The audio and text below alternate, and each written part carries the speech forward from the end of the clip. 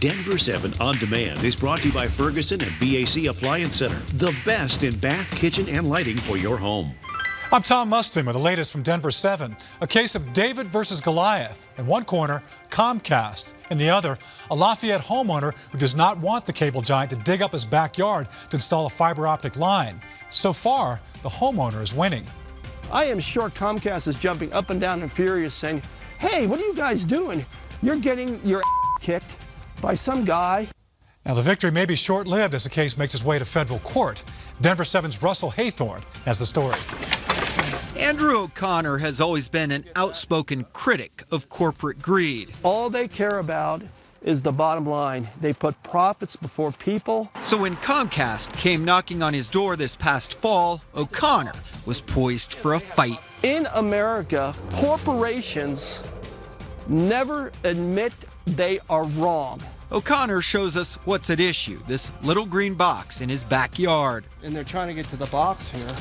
Comcast insists it needs access to the box to finish up a fiber optics upgrade. O'Connor contends they can go around him. They're just one of the most dishonest, reviled corporations in the United States. The dispute is over two core questions. Is Comcast a public utility, and does it have a right to access the easement? The answer is no to both questions. They can't win. And in fact, they haven't. Comcast sued O'Connor this past fall. The case went to state district court, and this week a judge remanded it to federal court. They had 3 lawyers, 5 witnesses. I am sure Comcast is jumping up and down and furious saying, hey, what are you guys doing?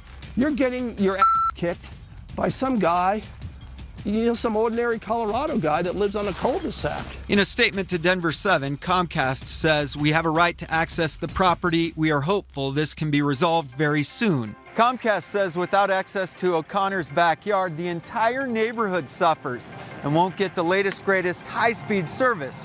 But O'Connor is calling their bluff on that, too. That's just a lie, another lie by Comcast, and everybody knows it's not true. For the moment, the corporate Goliath may have met its match. They're going to lose, and they're going to get spanked again like they got spanked in state court. Russell Haythorne, Denver 7. And Contact 7 is always here to help. You can call or text the tip line number on your screen there. You can also send us an email at contact7@thedenverchannel.com. A man is recovering this evening after being pinned under a boulder for several hours. Happened Thursday night on El Dorado Canyon Trail. The rock weighed about a ton and had the man's leg pinned. Authorities tell us it took several hours to get his leg free. And police are linking the Dodge Durango you see here in this picture to a series of indecent exposure incidents in northwest Denver. There have been at least 4 incidents since last Thursday. Denver police tell us the driver of the Durango is an Hispanic male in his 30s or 40s. Anyone with information is being asked to call Crime Stoppers. And the First Alert Action Day continues in Colorado tonight. Meteorologist Stacey Donaldson joins us now with details on a bitter cool down. That's right, single-digit overnight lows tonight. And as you wake up tomorrow morning, 7 a.m., 9 degrees. And then going into the afternoon, we'll warm it up into the 20s and 30s with more sunshine on our hands. Now, temperatures tomorrow will be right around 40 for our afternoon highs, 30s across the plains, teens and 20s for the mountains, with wind chill factors well below 0. Here around downtown Denver, upper 30s, low 40s for tomorrow afternoon. If you are skiing at Vail, looks like Saturday will have a high of 20, sunny and cold with that wind chill of 15 below. Sunday, afternoon and evening snow, but we'll make it up to 27 degrees for that afternoon high. Here for Saturday, we'll have a high of 40 degrees, partly cloudy skies, and there is another cold front coming our way, so snow and cold headed this way for Monday, just in time for the holiday. And at midnight, we're expecting cloudy skies with a temperature of 12 degrees for New Year's Eve, so you need to bundle up. On our 7-day forecast, we'll stay in the 40s for a couple of days, but we'll have snow showing up Sunday night late, lasting into early Monday. And notice those overnight low temperatures in the single digits once again. Big cool down here New Year's Eve and New Year's Day. Then we get back up into the 40s and 50s with more sunshine. Looking pretty good there. Thank you, Stacey. Well, this puppy is missing. Police say Rose the dog was stolen by 3 armed men during a robbery last night in Northland. The victim says the 3 suspects also stole cash and other personal items. They got away in a black Lincoln Navigator. A recall tonight from one of our state's largest grocers, King Supers. Their parent company, Kroger, is recalling several brands of cooked shrimp because the shrimp may not actually be cooked. This recall primarily affects the bags of cooked shrimp you'll find in the frozen seafood section. We posted a full length on thedenverchannel.com. New information regarding a missing mother from Woodland Park. Monday, Patrick Frazee will be formally charged with first-degree murder and solicitation of murder. He's a prime suspect in the disappearance of Kelsey Barrett, a 29-year-old mother who hasn't been seen since Thanksgiving. Barrett is presumed dead. Today, the judge ordered Frazee's arrest warrant to be kept private. That's after the prosecution filed a motion saying its release could jeopardize the investigation into Barrett's death. We have a request to have a camera inside that courtroom Monday. We don't know if the judge will allow it just yet. And of course, we're following this case very closely for you. And you can always get the latest news as it breaks on our free Denver 7 app. Be sure to turn on those push notifications. Well, this is all that's left after vandals destroyed the nativity scene at a Globeville church. Tonight, as police look for who's responsible, Denver 7's Lance Hernandez talked to parishioners who have a surprising message for the vandals.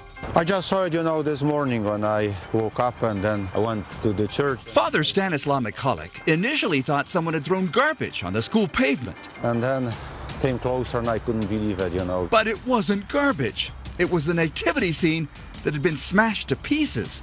Statues of Mary, Joseph, and several animals shattered.